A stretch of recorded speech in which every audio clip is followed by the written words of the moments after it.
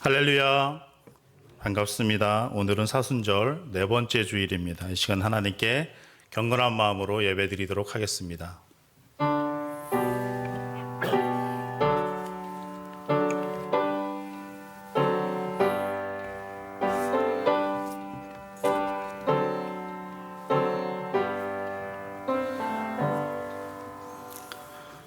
주 여호와 앞에 잠잠할지어다. 이는 여호와의 날이 가까웠으므로 여호와께서 희생을 준비하고 그가 청할 자들을 구별하셨음이니라.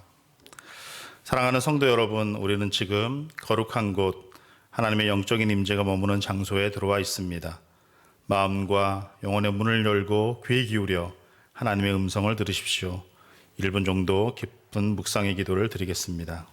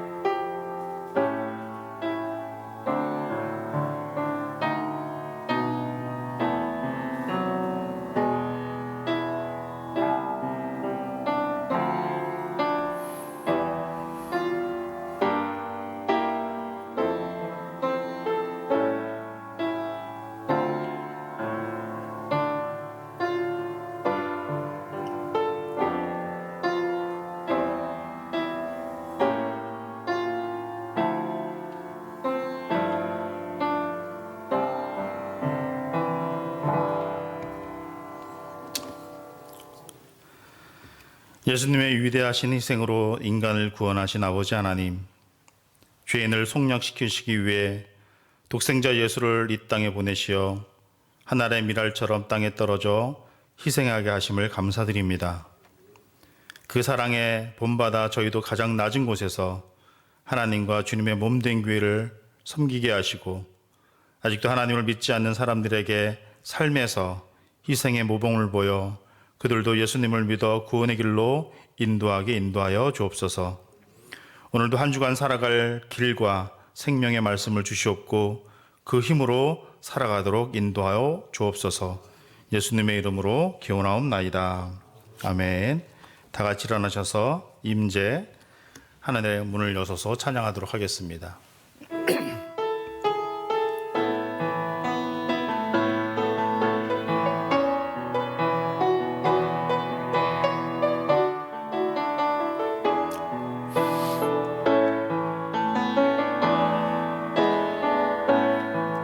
하늘의 문을 여소서,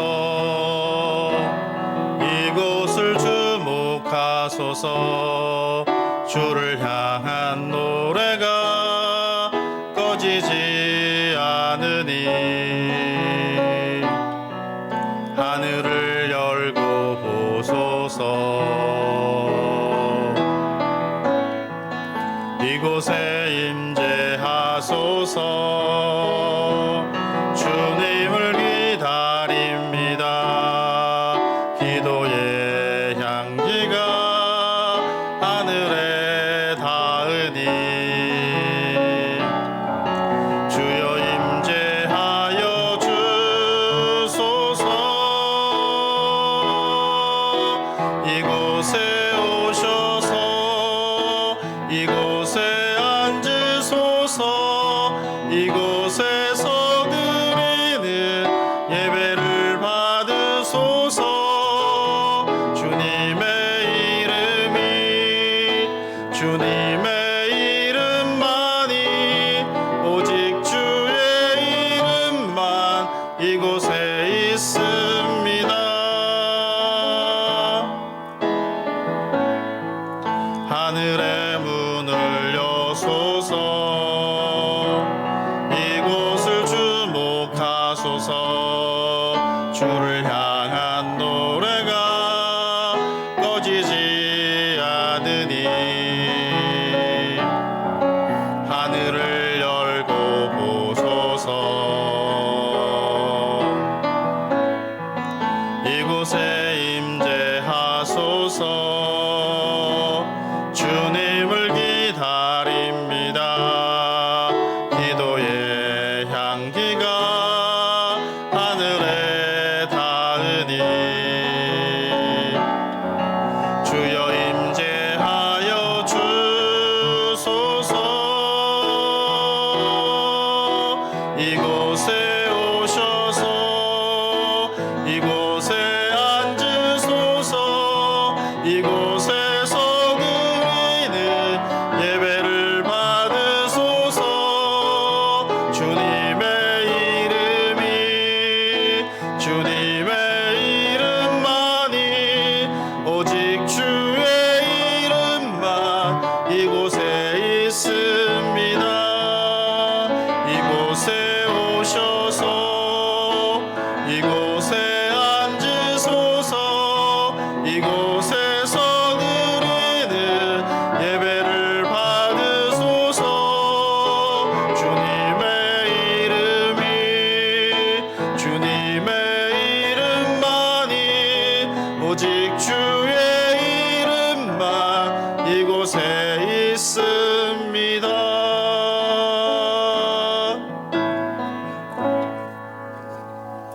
아멘.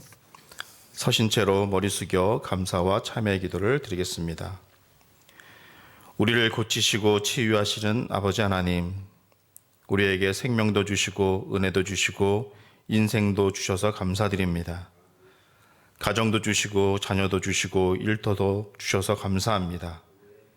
일용할 양식도 주시고 살아갈 수 있는 집도 주셔서 감사합니다.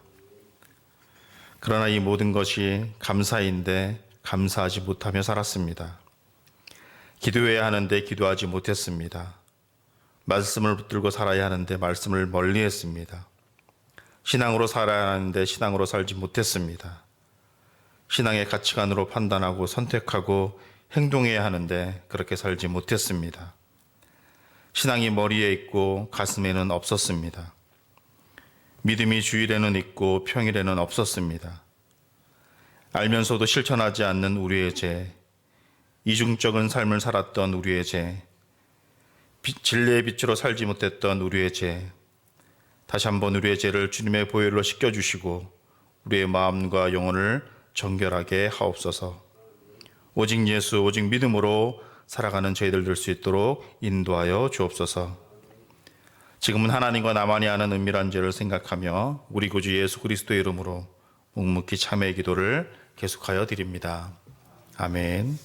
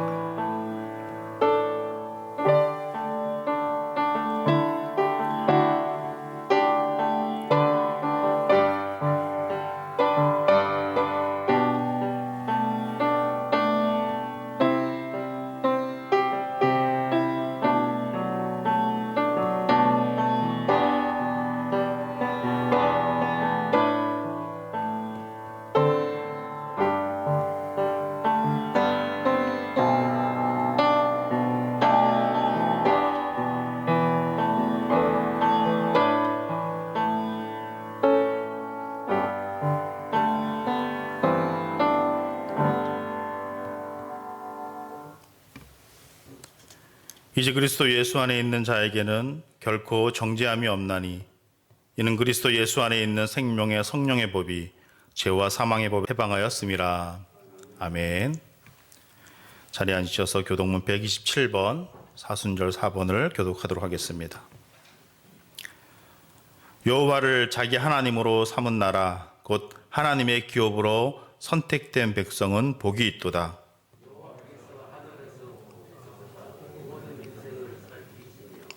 곧 그가 거하시는 곳에서 세상의 모든 거민들을 굽어 살피시는도다.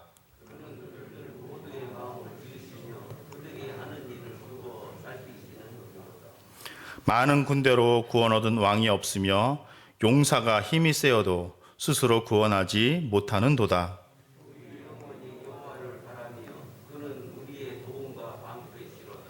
우리 마음이 그를 즐거워하며 우리가 그의 성호를 의지하였기 때문이로다.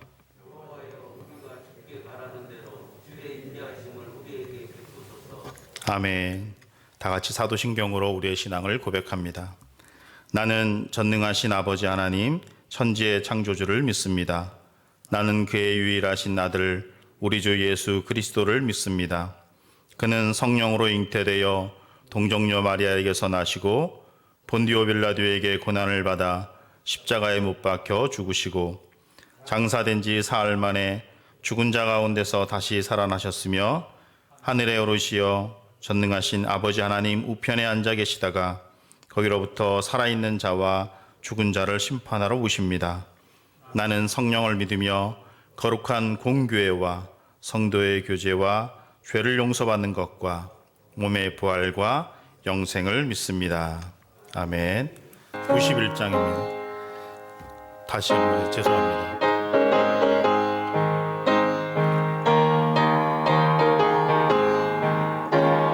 슬픈 마음 있는 사람 예수 이름 믿으며 영원토록 변함없는 기쁜 마음 얻으리. 예수의 이름은 세상의 소망이요 예수의 천국의 기쁨일세. 거룩하신 주의 이름 너의 방패 삼으라. 환난 시험 당할 때에 주께 기도드려라. 예수의 이름은 세상의 소망이요 예수의 이름은 천국의 기쁨일세. 존귀하신 주의 이름 우리 기쁨 되도다. 주의 품에 안길 때에 기뻐 찬송 부르리. 예수의 세상의 소망이요 예수의 이름은 천국의 기쁨일세. 우리 갈 길 다간 후에 보좌 앞에 나가 왕의 왕께 경배하며 멸류관을 드리리. 예수의 이름은 세상의 소망이요 예수의 이름은 천국의 기쁨일세.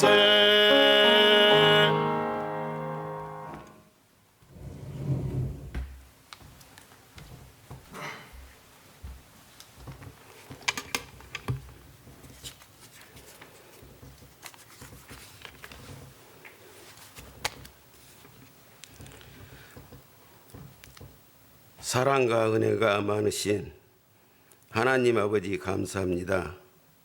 저희들 한 주 동안 함께 하셔서 코로나 전염병에서도 지켜주시고 주님의 날 주님 전으로 인도하였어서 하나님께 찬양과 예배를 드릴 수 있도록 도와주시니 감사합니다. 이 시간 예배하는 저희들 온 마음과 정성을 다해 하나님 한 분만을 높이며 경배하는 예배가 되게 하시옵소서.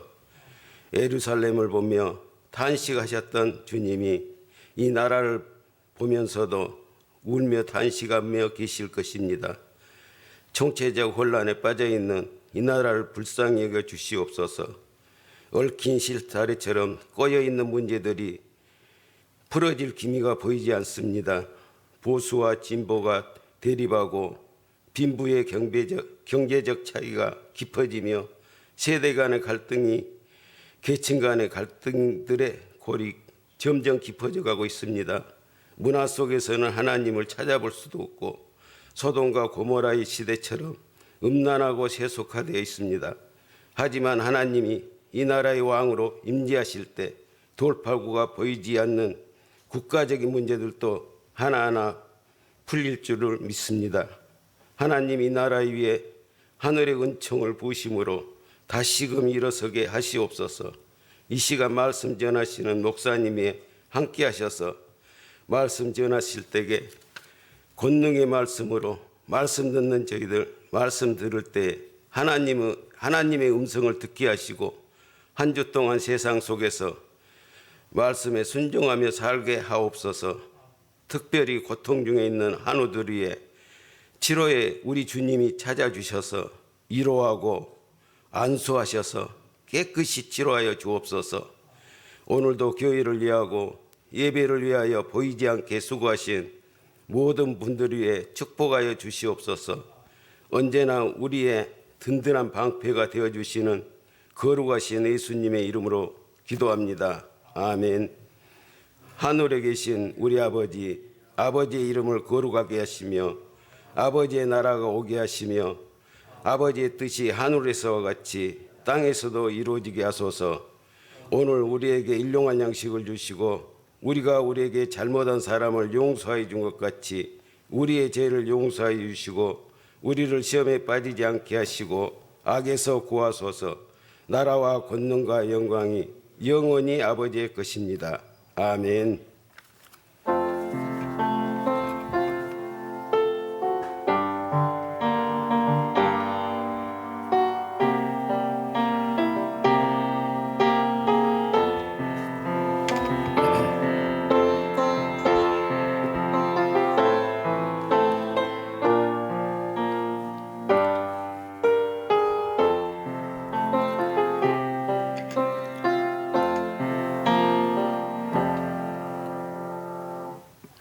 우리에게 주신 하나님의 말씀은 시편 119편 66절부터 72절까지입니다. 우리 다 같이 일어나서 하나님 말씀 경청합니다.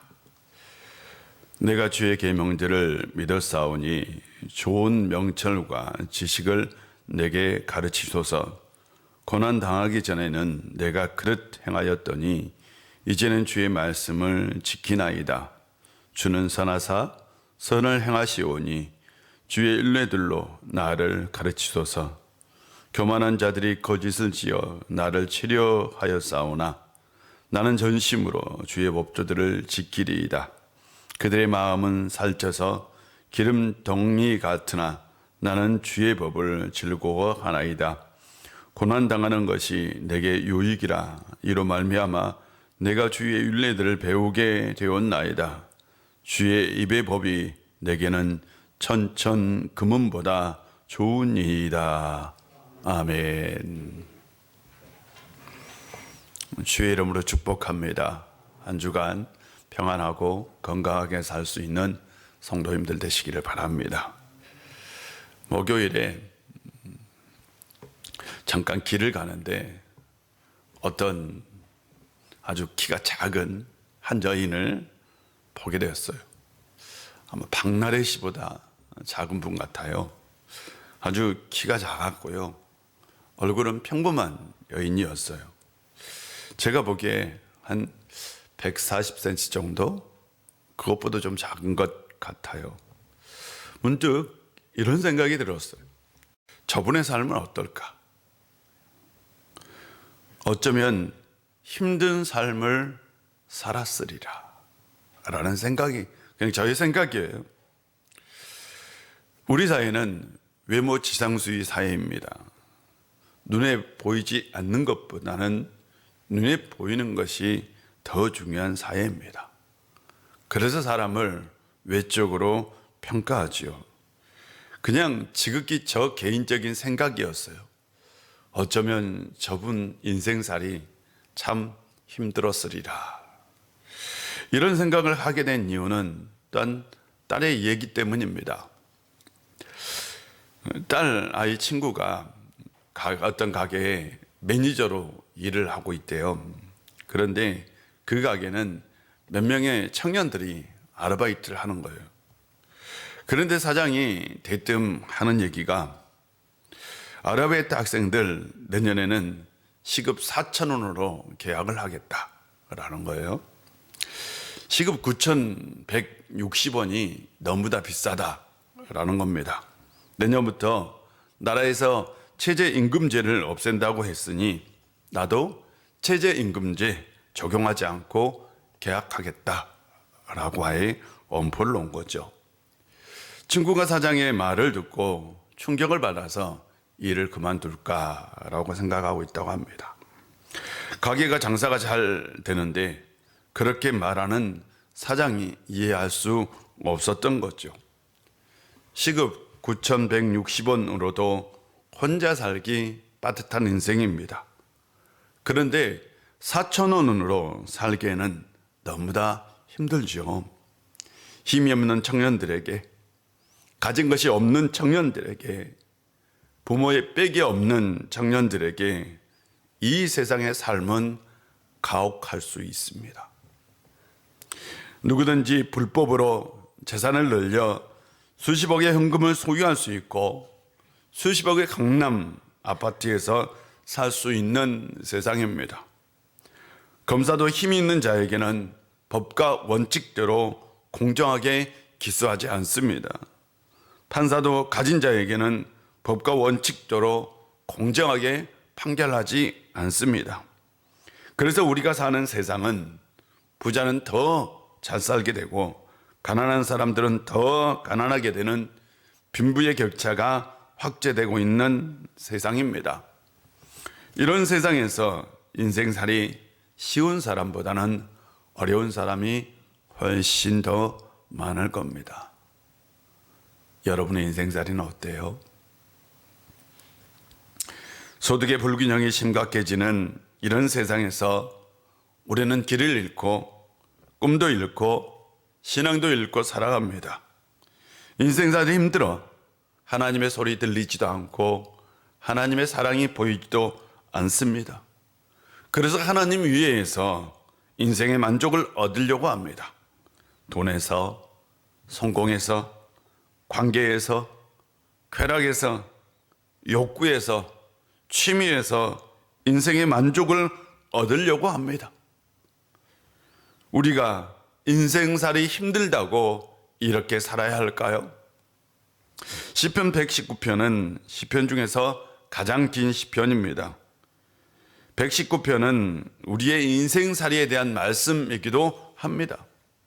67절을 보면 고난당하기 전에는 내가 그릇 행하였더니 이제는 주의 말씀을 지키나이다 라고 시인은 고백합니다. 시인은 고난당하기 전에 그릇 행하였다고 얘기하죠.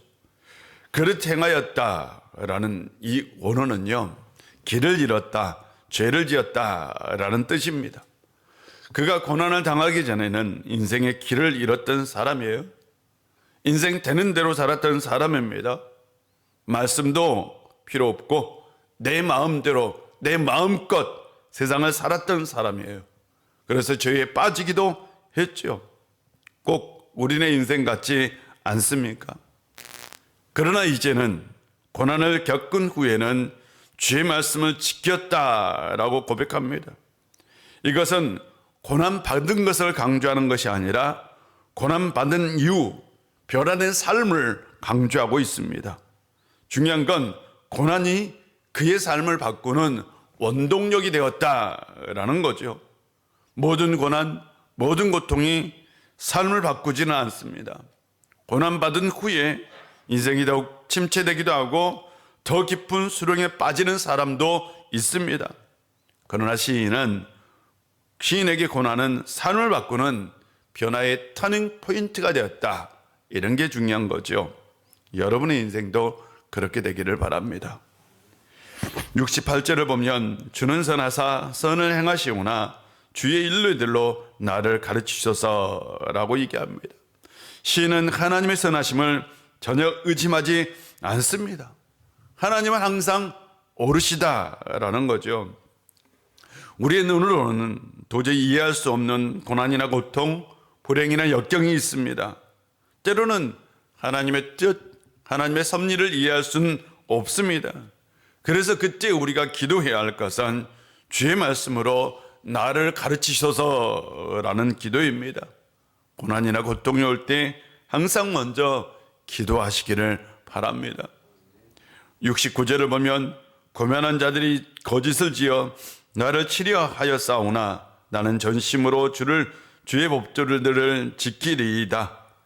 70절입니다. 그의 마음은 살쪄서 기름덩어리 같으나 나는 주의 법을 즐거워하나이다 라고 얘기합니다. 교만한 자들은 하나님 말씀에 순종하지 않고 하나님의 말씀을 무시하는 자들입니다. 불경스러운 자들이죠. 그들은 거짓의 달인입니다. 거짓의 달인은 실은 사탄이죠. 사탄은 거짓의 아비입니다. 그들은 사탄의 하수인 것 같은 자들입니다. 거짓말로 사람들을 함정에 빠뜨리는 자들입니다. 그들의 마음은 거짓으로 살쪄 있고요, 악으로 살이 쪄 있습니다. 그들의 마음은 거짓으로 살쪄 하나님을 없인 여기고 무시하는 자들입니다. 지옥불에 떠들어질 자들이고 천벌을 받을 사람들입니다. 교만한 자, 거짓으로 마음에 살쪄 있는 자들은 말씀으로 살아가려는 시인을, 선하게 살려는 시인을 무너뜨리려고 합니다. 왜냐하면 그들에게 진실하게 살아가는 사람은 눈에 가시이기 때문입니다. 자신들의 거짓을 드러내는 불편한 존재이기 때문입니다. 거짓의 달인들은 그래서 항상 의인을 치려고 하려 합니다. 이때 의인이 해야 하는 것은 하나님 말씀을 붙들고 사는 것이고 하나님 말씀을 즐거워하는 겁니다. 어떤 집사님의 얘기입니다. 자신의 자리가 청탁을 할 수 있는 자리고 동시에 돈을 받을 수 있는 자리이기도 합니다. 자기가 조그만 생각을 바꾸면 돈을 많이 벌 수도 있는 자리에 있어요. 자신이 조그만 마음을, 딴 마음만 품으면 더 성공할 수 있는 자리에 있습니다. 그런데 그는 그렇게 하지 않습니다.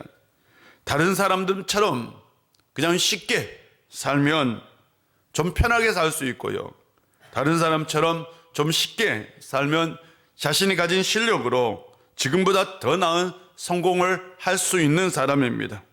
그런데 그는 그런 것을 전혀 연연하지 않고 자신이 할 수 있는 최선의 일만 합니다. 믿음의 길을 걸어가려고 말씀을 묵상하고 말씀대로 살려고 합니다. 그런데 사람들은요, 그의 외모만 봐요.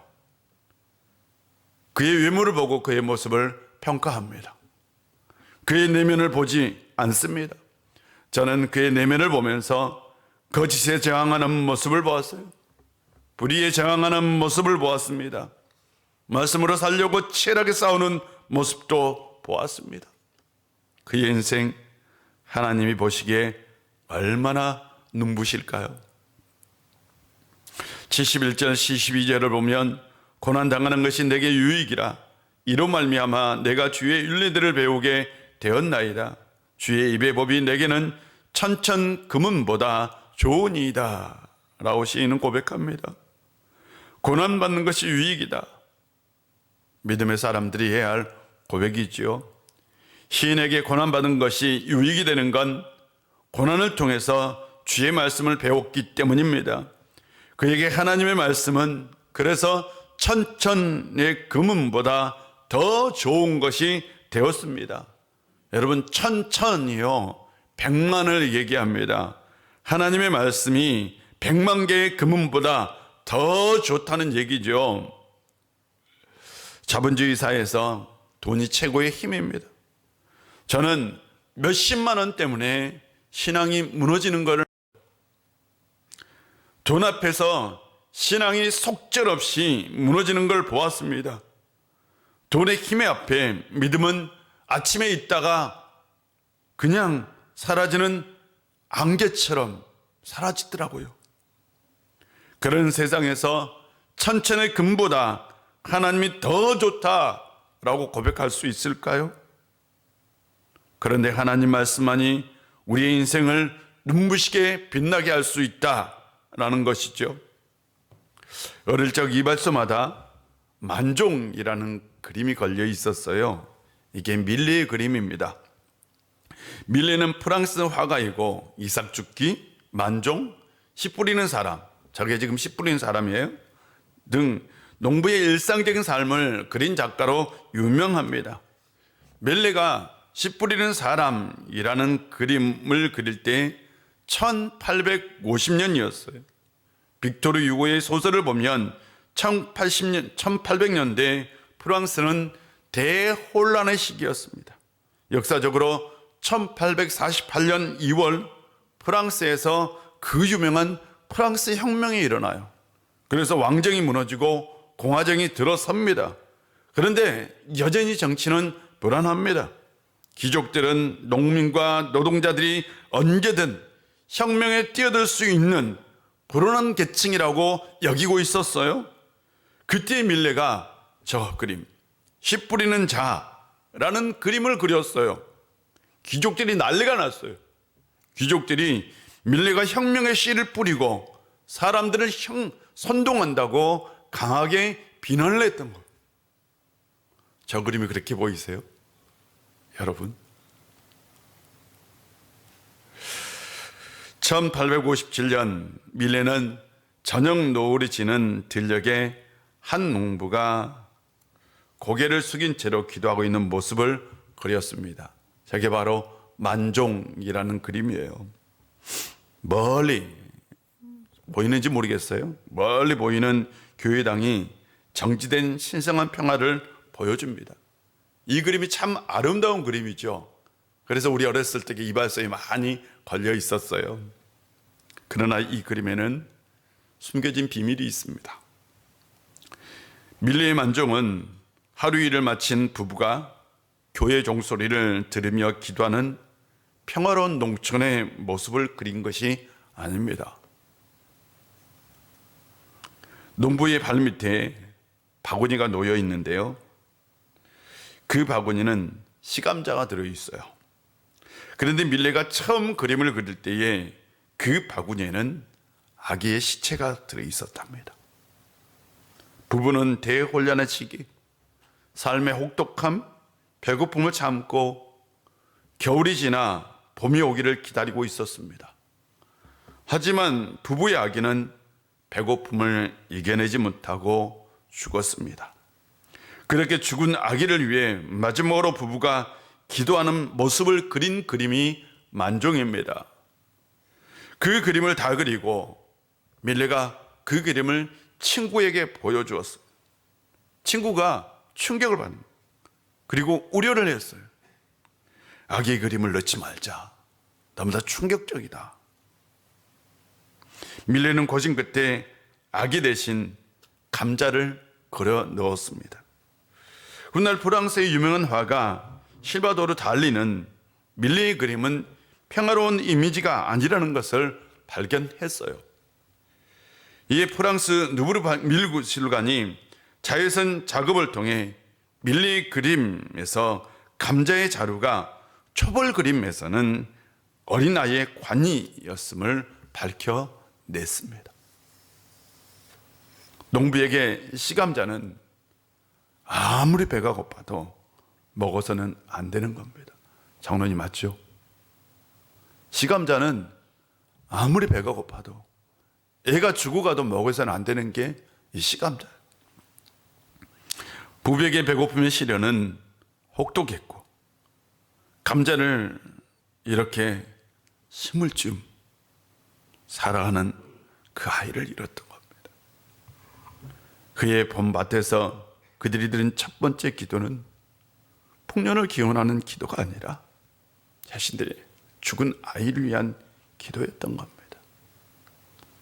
혹독한 시련의 시기, 사랑하는 아이까지 희생한 농부에게 희망의 봄은 올까요? 그의 나라 프랑스에서 빈곤 계층이 평화롭게 사는 세상은 올까요? 밀리는 사람들에게 말합니다. 그래도 희망의 씨는 심어야 한다고. 인생살이 아무리 힘들어도 희망의 씨를 뿌려야 합니다. 인생이 아무리 힘들어도 말씀의 씨는 뿌려야 합니다. 마가복음의 이야기입니다. 9절에서 마지막 16장 9절에서 22절을 보면 여러분의 성경책 밑에 이렇게 되어 있어요. 어떤 사본에는 없음이라고 기록되어 있습니다. 학자들에 따라 견해는 조금 다르지만 대부분의 학자들은 9절에서 22절이 후대에 첨가된 것으로 봅니다. 그렇다면 8절로 끝나는 거죠. 8절입니다. 여자들이 몹시 놀라떨며 나와 무덤에서 도망하고 무서워하여 아무에게 아무 말도 하지 못하더라. 원래 마가복음은 이걸로 끝났어요. 이렇게.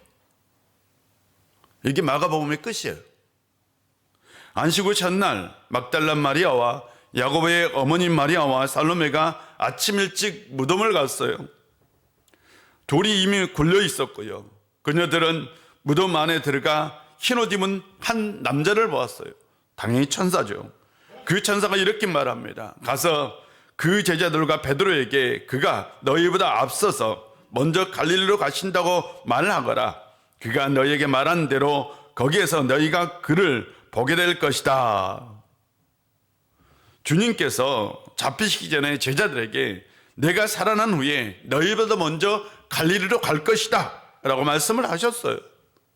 그것이 이루어졌다고 베드로와 제자들에게 말할 것을 천사가 여인들에게 위탁을 했어요. 좀 얘기를 해달라고. 그런데 8절을 보면 그녀들은 무서워서 무덤에서 도망을 갔고 결국 아무에게도 아무 말을 하지 않았다라는 거잖아요. 그녀들이 이렇게 한 이유는 제자들이 자신들의 얘기를 해도, 자신들의 경험한 얘기를 해도 믿지 못하고 이해하지 못할 것이라는 생각 때문입니다. 그렇다면 마가는 자신의 복음서에서 제자도의 실패로 끝내고 있어요. 제자들은 그냥 예수님을 믿지 않는 거죠. 아니, 복음서를 어떻게 이렇게 끝내요? 황당하지 않습니까? 후대가 이를 보완하기 위해서 9절에서 22절을 첨가한 겁니다. 마가복음에서 인자라는 단어는 14번이 나와요. 그런데 제자라는 단어가 40번이 나오고요. 그 다음에 열둘이라는 단어가 10번이 나와요. 무려 제자와 관련된 단어가 50번이 나와요. 50번. 그래서 마가복음의 핵심은 제자의 도입니다. 마가복음 전체는 초기, 중기, 말기의 주님 사역으로 나눌 수 있어요. 초기 사역이 5장까지인데요. 5장 43절을 보면 예수께서 이 일을 아무도 알게 못하게 하라고 그들을 많이 경계하시고 라고 말씀하고 있어요. 주님께서요, 제자들 뿐만 아니라 사람들에게 내 일을 아무에게도 얘기하지 말라라고 얘기한 거죠. 제자들은 그때까지도 주님을 몰랐어요. 중기사역을 보면 8장 중간에 끝납니다. 8장 21절 보면 주님께서 제자들에게 아직도 깨닫지 못하느냐라고 물어요. 제자들은 주님이 세상에 오신 이유를 그 중기사역까지도 아직 몰랐어요. 8장 27절 베드로의 신앙 고백 이후부터 10장 52절까지 예루살렘으로 올라가는 길에 주님께서는 계속해서 제자들에게 제자의 도에 대해서 말씀하고 가르쳐 주었어요. 그럼에도 불구하고 제자들은 오히려 서로가 높아지려고만 했어요. 십자가를 질 때에 못이 박힌 발치 아래 비가 뚝뚝 떨어지는 그 현장에 제자들의 모습은 보이지 않았습니다. 너무나 실망스럽죠. 어떻게 이럴 수 있을까요? 한탄할 필요는 없어요. 어쩌면 까요. 마가는 이런 제자들의 모습을 적나라하게 기록했습니다. 제자들은 주님이 가시는 그 길을, 그분의 꿈을, 그분의 이상을 전혀 이해하지 못했습니다. 오히려 서로 높아지려는 이전 투구의 양상만을 보였습니다. 마지막까지 제자들의 모습은 실망스러운 모습뿐이었습니다. 그리고 그렇게 복음서는 끝났습니다. 마태복음은 승천으로 마무리를 지었어요. 누가복음은 사도행전과 연결이 되어 있어요. 요한복음은 요한 1, 2, 3서 요한계시록까지 연결되어 있습니다. 그런데 마가는 그냥 이렇게 끝냈어요. 왜요? 마가가 강조한 건 십자가요 고난입니다. 제자들의 잘난 모습이 아닙니다. 주님께서 십자가의 고난 받기 이전까지 제자들의 모습은 변한 게 없어요. 달라진 게 없습니다. 제자들의 삶은 십자가 이전과 이후의 삶으로, 고난 이전과 이후의 삶으로 나누어집니다. 주님의 십자가가 그들의 삶을 완전히 바꿔놓은 것입니다. 그들에게 주님의 십자가의 죽음은 굉장히 충격적이었어요. 그건 실패이고 수치스러운 것이었습니다. 절망이고 체험이었습니다. 그런데 그들에게 그것이 성령의 강력한 역사를 통해서 새롭게 드러났어요. 십자가는 실패가 아니었습니다. 십자가는 수치스러움이 아니었습니다. 십자가는 절망이 아니었습니다. 십자가는 패배가 아니었습니다. 십자가는 희망이었습니다. 십자가는 영광이었습니다. 십자가는 미래였습니다. 십자가는 승리였습니다. 십자가는 인생에서 가장 중요한 것이었습니다. 제자도의 핵심은 십자가였습니다. 십자가를 지고 나를 따르라. 주님의 음성이 비로소 무엇인지 알게 되었습니다. 사람들은 고난받기 전에는 모릅니다. 신앙의 아름다움을 모릅니다. 말씀의 능력을 모릅니다. 인생의 아름다움을 모릅니다.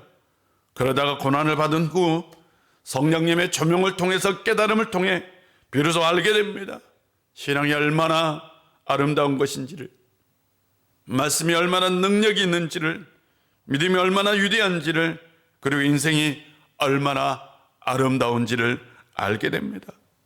고난은 삶을 눈부시게 빛나는 은총의 선물이 될 수 있습니다. 어떤 사람이 얘기합니다. 어려서 지독하게 가난했고요. 30대 초반에 결혼해서 2년 반 만에 아이를 얻었어요. 그런데 아내는 4개월 된 딸을 두고 세상을 떠납니다. 그는 울고 또 울며 그 슬픔을 이겨내기 위해서 시를 썼습니다.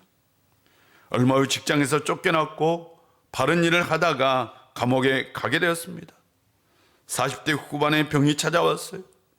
깊은 산중 외딴 곳에 갇혀 아무도 만나지 않는 채 고독과 싸웠습니다. 사람들은 이제 끝이다 라고 얘기했어요. 그는 그때 깨달았어요. 그늘을 모르는 사람은 인생을 알 수 없다. 누구든지 그늘이 없는 사람은 없다. 그는 자신이 울면서 쓰지 않는 시는 남들도 울면서 그 시를 읽지 않는다는 것을 알게 되었습니다. 그리고 그가 눈물을 흘리며 고통 가운데 쓴 시가 접시꽃 당신입니다. 옥수수잎에 빗방울이 나릅니다.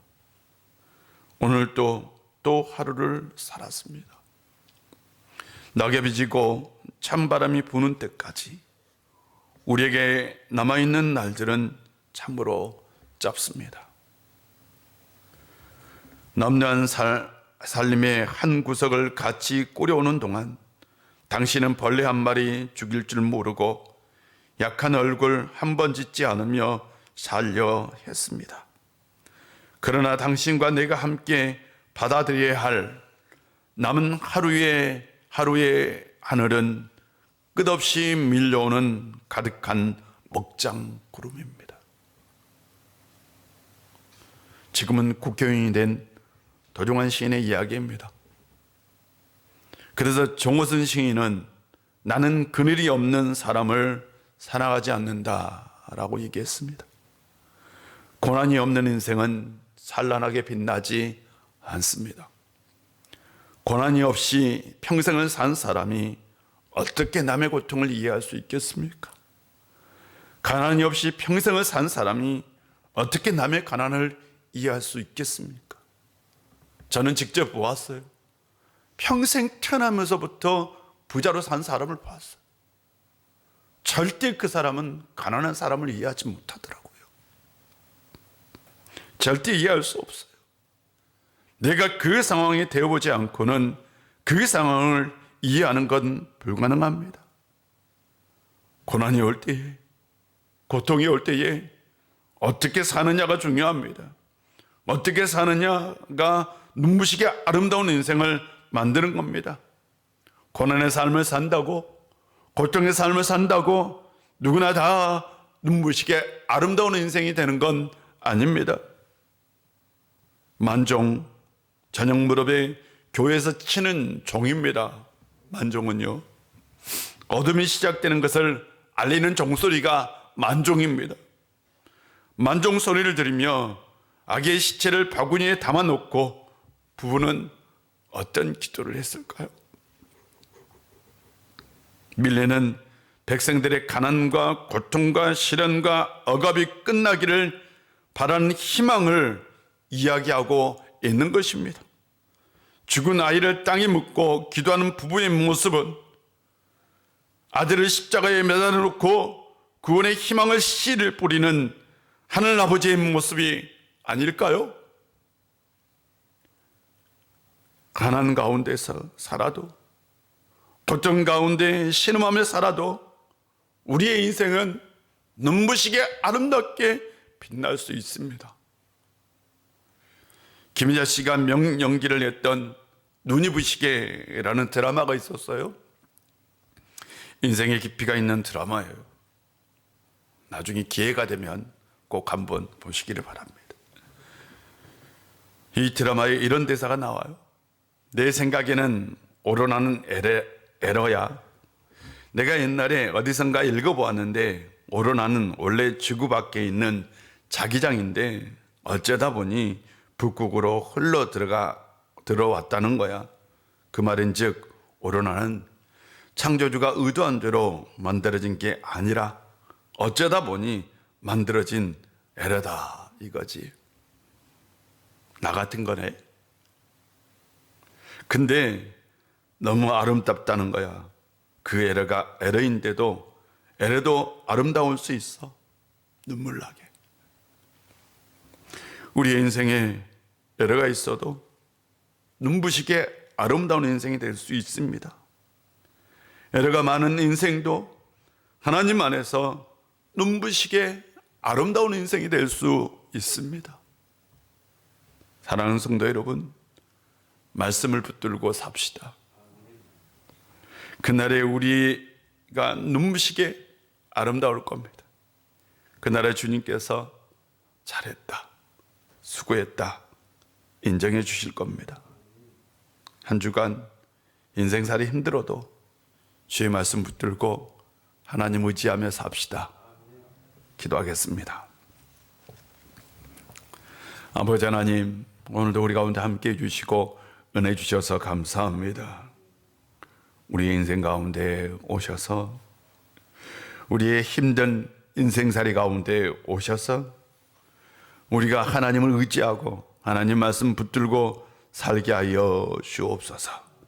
그리하여 고난도 고통도 삶의 유익이 되게 해주시고 그것을 통해서 눈부시게 아름다운 인생 되게 하여 주옵소서. 특별히 우리 환우들 가운데 함께하여 주시옵소서. 또한 코로나 양성 확진을 받아서 투병정에 있는 우리 성도들 가운데도 함께하여 주옵소서. 아버지 하나님, 육신의 질병 때문에 신음하고 있는 우리 성도들 예수 그리스도의 이름으로 온전히 치유의 역사가 일어나게 하여 주시옵시고 그 모든 병에서 떠나는 기적의 역사가 반드시 있게 하여 주옵소서.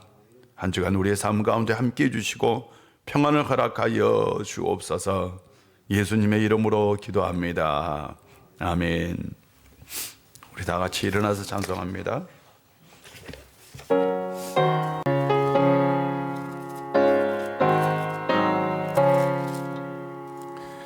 어두금 후에 빛이 오며 바람 분 후에 잔잔하고 소나기 후에 햇빛 나며 수공한 후에 쉼이 있네. 감 후에 강건하며 애통한 후에 위로받고 눈물 난 후에 웃음 있고 씨 뿌린 후에 주술하네. 괴로움 후에 평안 있고 슬퍼간 후에 기쁨 있고 멀어진 후에 가까우며 고독함 후에 친구 있네.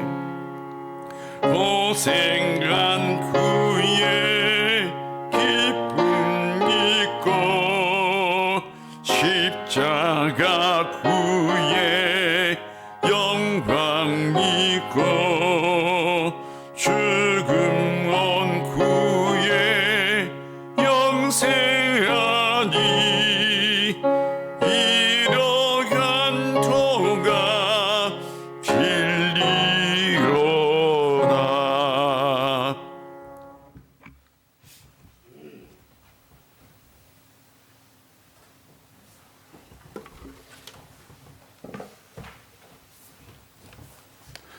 주현종 집사님 무명으로 감사함을 드렸습니다. 기도합니다. 하나님 아버지 참 감사합니다. 한 주간 저희들을 지켜주시고 보호해 주셨다가 이렇게 주님 전에 나와 예배드릴 수 있도록 은혜 주셔서 감사합니다. 우리의 삶 가운데 주님께 주시는 평안이, 주님께서 주시는 그 기적이 가득하게 하여 주옵소서. 이 시간 감사해서 주님 앞에 예물을 드리오니 이 드린 손길 위에 하나님께서 30배, 60배, 100배로 갚아 주옵소서. 특별히 여러 가지 예물을 드렸습니다. 11조, 감사, 성교, 비전, 장학, 구제 등 여러 가지 예물을 드렸사오니 이 예물이 드려진 목적에 다 맞게 사용되게 하여 주시고 드려진 예물을 통해서 우리 우일교회가 든든하게 살아가고 맡겨진 사명 잘 감당하고 다음 세대를 살리고 세우는 교회, 이 땅에 복음을 심고 이 땅에 말씀을 심고 이 땅에 희망을 심을 수 있는 교회 되게 하여 주옵소서. 아버지 하나님, 특별히 한 주간 우리는 또한 인생살이 살아야 합니다. 우리의 인생살이 말씀을 붙들고 살아야 하고 기도하며 살아야 하고 하나님 의지하며 살아야 합니다. 우리가 그렇게 살 때에 고난 이후에 놀라운 영광이 있게 하여 주옵소서. 고통 다음에 진정한 평안이 있게 하여 주옵소서. 아버지 하나님, 이 은혜가 이 예배에 참석하지 못한 이들에게도 함께하여 주옵소서. 예수님의 이름으로 봉헌 기도 드립니다. 아멘.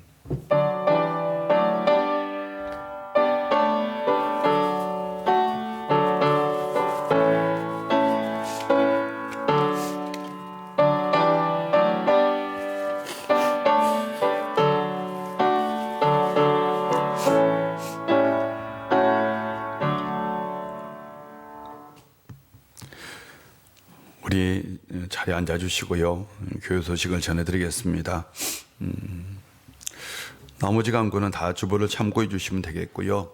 여러분 뒤에 기도나무 있는데 기도나무 보시고 내가 올해 이런 기도 제목 내가 하나님 앞에 꼭 이루어지기를 소망하며 기도하고 있지라는 마음을 가지고 주중에 꼭 좀 기도해 주셨으면 좋겠고 또한 꼭 말씀 붙들고 살았으면 좋겠습니다.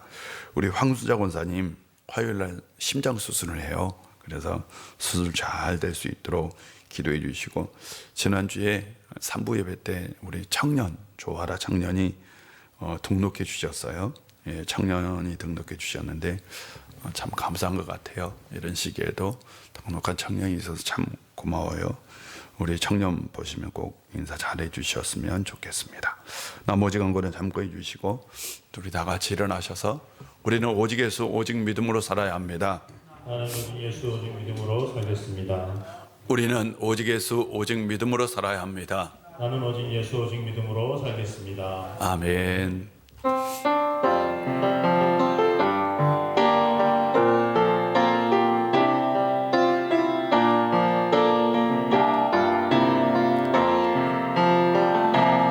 진정한 예배가 숨쉬는 교회 주님이 주인 되시는 교회 믿음의 기도가 쌓이는 교회 최고의 찬양을 드리는 교회 말씀이 살아 움직이는 교회 성도의 사랑이 넘치는 교회 섬김과 헌신이 기쁨이 되어 열매 맺는 아름다운 교회 주님의 마음 닮아서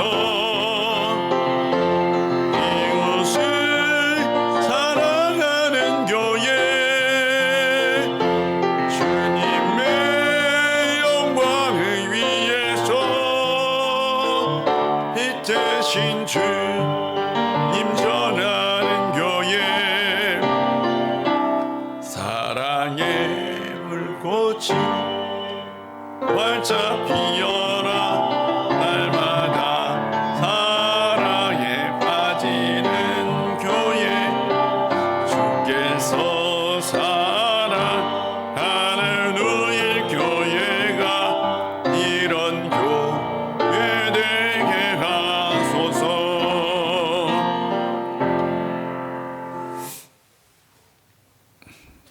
십자가의 은혜로 우리에게 영원한 생명을 주신 우리 구주 예수 그리스도의 놀라우신 은혜와 우리 아버지 하나님의 크신 은혜와 성령님의 감화 감동하시고 충만하심의 역사가 인생살이 특별히 인생살이 안에 있는 고통과 고난을 통해 오히려 하나님을 만나고 하나님 말씀에 가까이 다가가 행복하고 평안한 삶을 살기를 원하는 우리 우일교회 모든 성도님들과 그들의 삶의 터전과 이 나라와 이 민족과 온 백성 위에 이제부터 영원히 함께 하시기를 간절히 축원하옵나이다. 아멘. 아멘.